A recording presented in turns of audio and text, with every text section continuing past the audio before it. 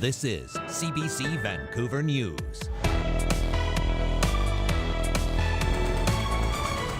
Free public swimming during heat alert when the Sandman Center is not available. And then we also have a variety of outdoor cooling amenities. As temperatures increase, so too do the heat warnings across the province. BC's interior is expected to face some of the hottest weather in the coming days. How municipalities are jumping into action to help residents stay cool, and how we're going to pay for it, when and where we're going to build it. Metro Vancouver's population is set to surpass 4 million before 2050, but is the region's infrastructure able to keep up? Plus, I'm really lucky, really fortunate, really grateful that they actually offered me the job. So to win your first one is extremely rare. A 17-year-old's dream comes true when he's awarded a position with the Vancouver Symphony Orchestra. We catch up with the young musician before his debut performance. Hello, thanks for joining us. I'm Janella Hamilton. More than 24 regions in BC are under warnings today as a heat wave settles over much of the province. In the coming days, temperatures are expected to hover around 40 degrees in some areas, with BC's interior facing some of the hottest weather. But as Tom Popick reports, municipalities there are already mobilizing. In the BC interior, heat isn't unusual, it's even advertised. But from a Soyuz through to 100 Mile House, this week will bring a wave of worrisome temperatures. We're really starting to flip the switch now. We are looking at generally a prolonged heat spell and our first one of the season. Lytton, often Canada's daily hotspot, will hit 41 degrees Celsius on Monday, Merritt 42, most of the interior edging towards 40, enough for an Environment Canada heat warning. Our heat warning thresholds are 35-degree highs and 18-degree lows. You want 2 successive days of those 35-degree highs. But still not hot enough to trigger the province's Stage 2 extreme heat emergency and a coordinated government response.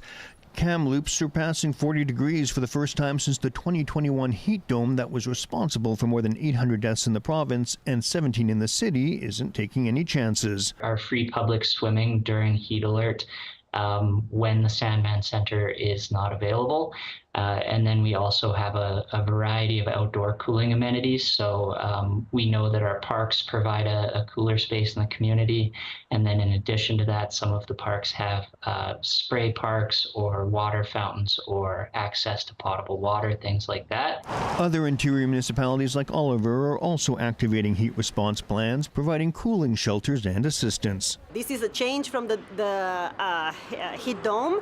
In the past, we did have messaging and we did have some tactics that we would activate. However, now it's very coordinated. Emergency Info BC and local municipalities are taking to social media to get their message and warnings out to the public. But for the moment, most residents are urged to mind the heat, seek relief, while they still enjoy this summer. Tom Popick, CBC News, Kelowna.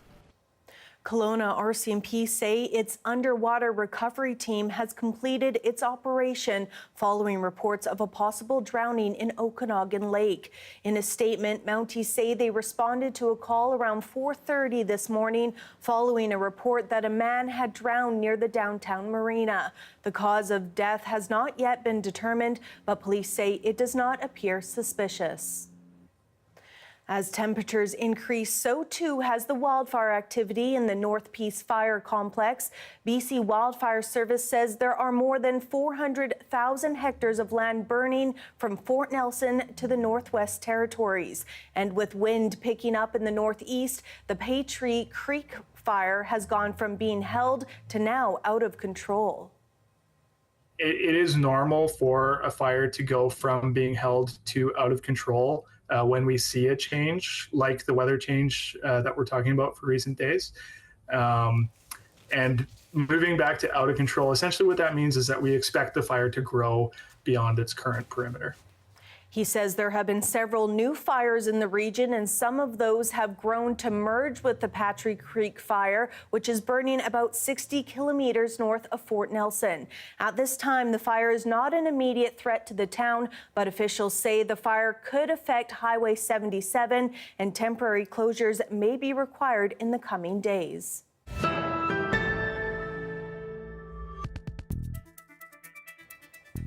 RCMP have arrested and charged a BC woman with terrorism-related offences.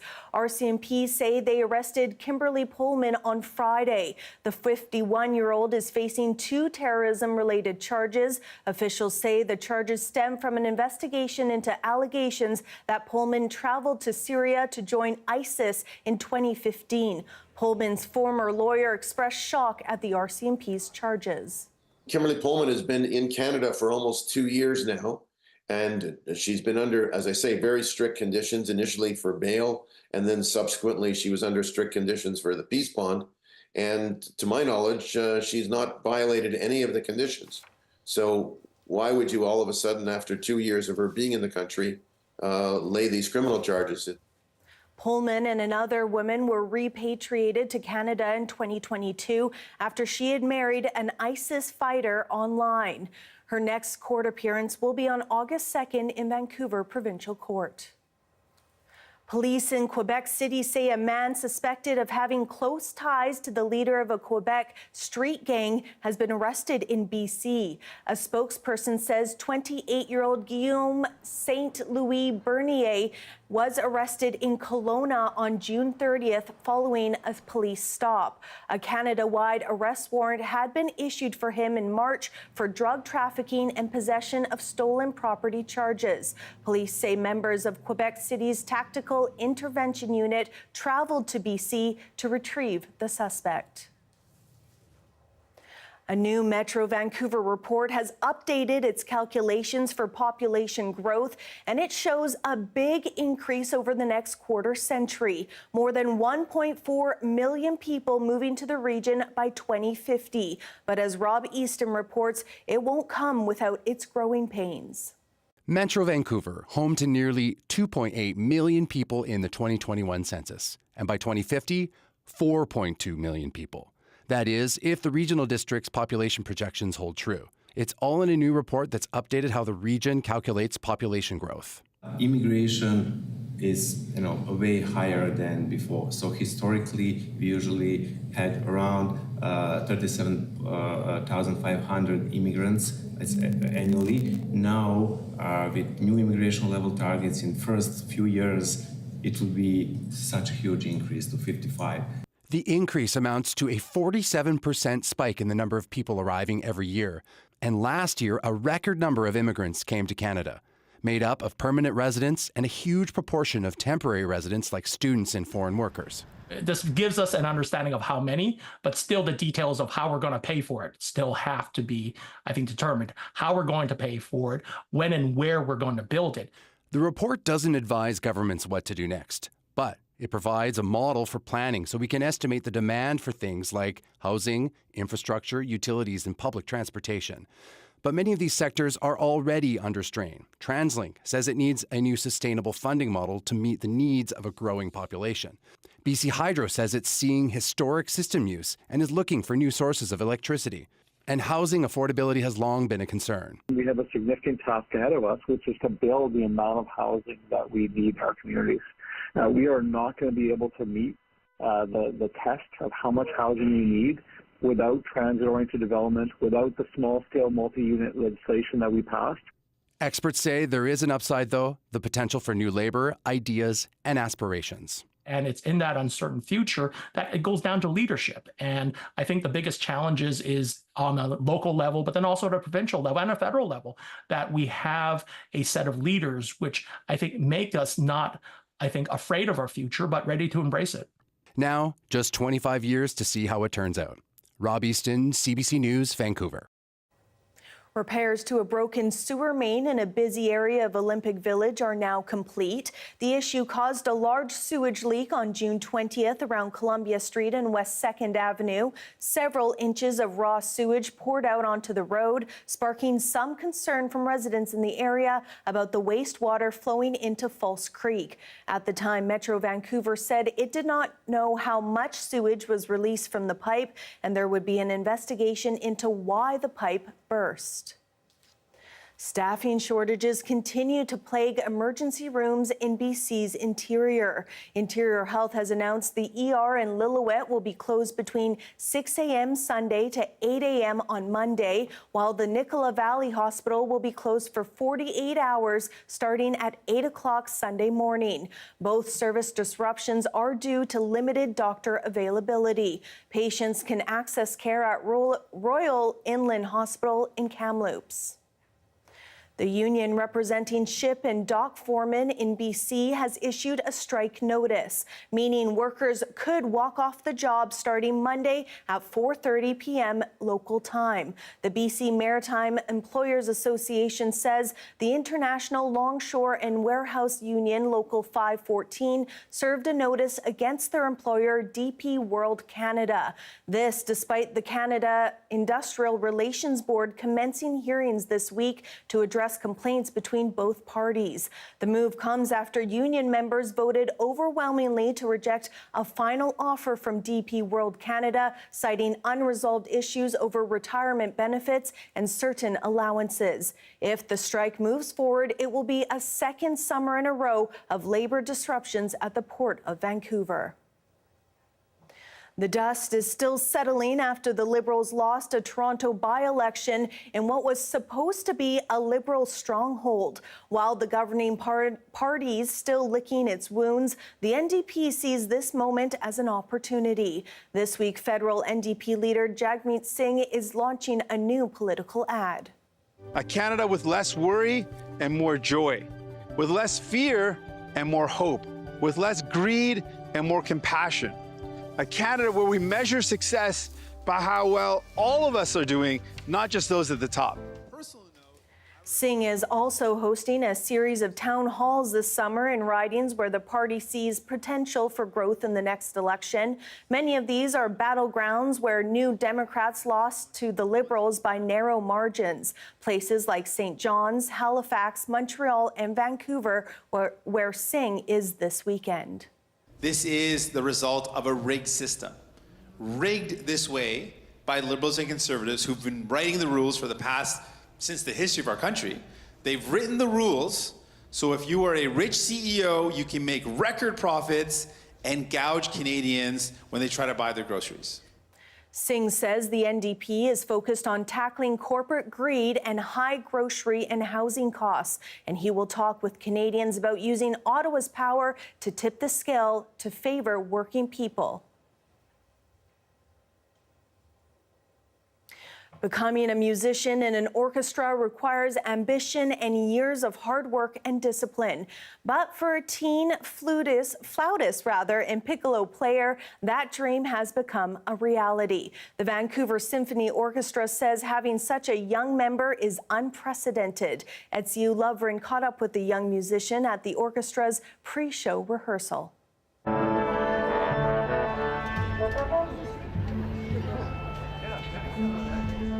Julin Chung is getting ready to take the stage at Vancouver Symphony Orchestra performance Saturday. The Philadelphia teen started playing flute at just 6 years old and has always dreamed of being part of a professional orchestra. We were just gobsmacked, and now we have a 17-year-old who has won a seat in our orchestra. Last month, the VSO held international auditions, hoping to find the right player and sound to fill a spot in their flute section. The CEO says she was shocked when the curtain was pulled back. It's a blind audition, so you don't know who's behind the shield. And the shield went up and opened up, and the first thing he said is, "But I'm not finished high school yet." Chung says applying for the VSO was his first professional audition, and having the chance to play music by well-known composers he grew up listening to was almost sacred. It was really, really insightful to prepare for it. It's almost like time traveling back into seeing what these people so long ago, like what their emotions were, what they wanted to say. The young musician plays the piccolo as well. Chang's past music teacher, who introduced him to the instrument, says as a player, he's the whole package. He could play all the technical stuff, had a beautiful sound, but he also felt the music. She says Chang was a quick learner, one of the many reasons he stood out as a student. To have that amount of maturity in his playing, and so that was evident at an early age. According to Canada Council for the Arts, there's only 47 symphony orchestras in the country. Zart Dambourian EB says the competition is stiff, with hundreds of applicants every time a spot opens. People take, 10, 15, even 20 auditions before winning jobs. So to win your first one is extremely rare. Chung says he's looking forward to joining the VSO and relocating to Vancouver with his parents. We really like the city, the food's amazing, the nature's amazing, and I'm really excited to call this place home. He is destined for greatness, and this Vancouver is, really lucky to have him. Chang's first performance with the Vancouver Symphony Orchestra will be Under the Stars at Sunset Beach. Edzi Ulevrin, CBC News, Vancouver.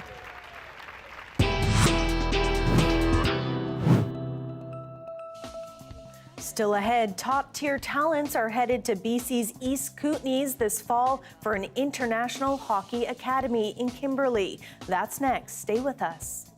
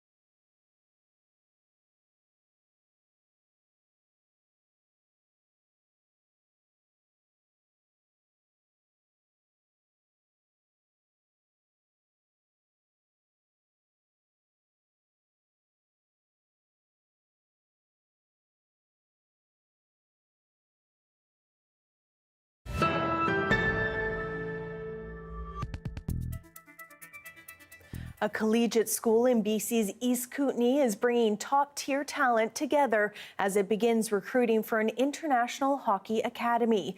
This fall, the school will welcome female athletes from across the world to join a U18 women's hockey team. The CBC's Corey Bullock caught up with some of the coaches as they start planning for the season ahead. For Val Manchek-Jensen, coaching an international prep team in Kimberly is a dream come true. And I believe we're doing something great. There's a bigger purpose to it. There's a bigger purpose of giving opportunity to grow the game in this area, but also created different academic opportunities with opportunity to play hockey. Manchek-Jensen hails from Ukraine. She played professional hockey in the US and Canada, led her Ukrainian team to gold, and is a world champion boxer. Now she'll be coaching and inspiring young women in the sport she loves most, all at the age of 27. I think we're not going to have only the great hockey team, but we're going to have a team of great human beings and amazing female role models that's going to inspire this whole area and community for even more growth in female hockey. Athletes from Canada, the US, Ukraine, Hungary, Denmark, and elsewhere in the world will be living, learning, and playing together in the small community of Kimberly. But head of school Duncan McLeod says it's more than just playing hockey. The academy synergizes a whole bunch of opportunities for local and international students, creating, I think, academic opportunities, athletic opportunities, and ultimately pathways to post-secondary education. Associate coach Megan Hostashik agrees. For me, I would love to see our students have high grades that give them the opportunity to go to any university they want. Hostashik grew up in Kimberly. She moved at the age of 15 to pursue her hockey career, becoming one of the country's top defense players in the Western League. Now she's returned to her roots to inspire and coach other young players, a full circle moment for the city. And while Kimberly's arena may be empty now, the mayor hopes the seats are filled come fall to watch these young women play. The timing right now, particularly given the success of the PWHL this past year, which was nothing short of a home run, the focus on women's hockey, I think the community is going to embrace this big time.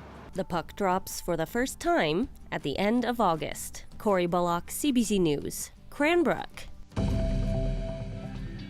Here is a live shot of BC Place in Cambie Street. I'll have your full forecast coming up next.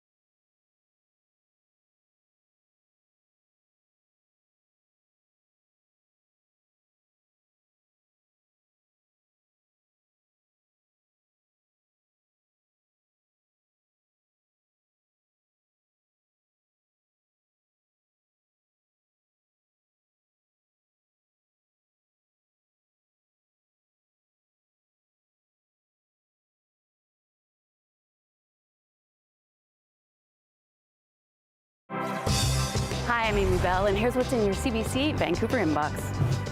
CBC returns as a media partner of the Surrey Fusion Festival, July 20th to the 21st. The festival features over 50 cultural pavilions that will incorporate the theme of landmarks of the world into their displays. For more information, visit surreyfusionfestival.ca. And never miss a special programming series, event, or contest. Subscribe to CBC Vancouver's e-newsletter and keep connected with us.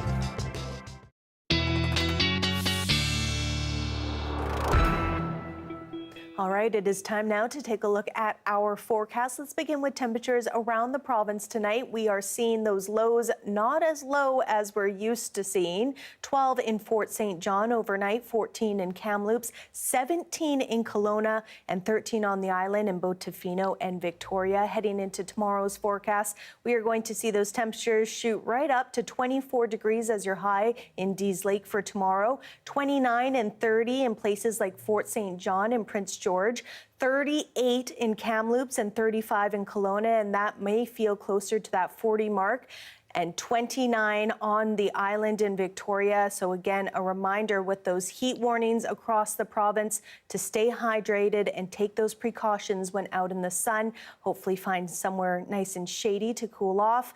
And here in Metro Vancouver, 26 for tomorrow, and that's going to continue to creep a little higher for Monday with a high of 27.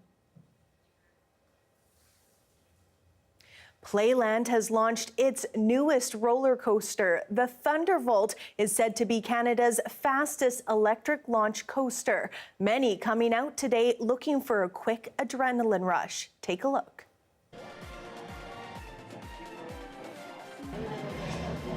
Very excited. I love roller coasters. Well, we're really looking forward to it. I think it's going to be a breeze.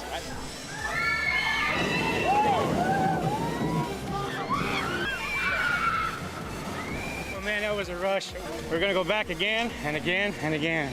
Oh my God, that was so thrilling, dude. That first drop really scared me. Well, it was so cool. There were so many G-forces of gravity. It was so cool.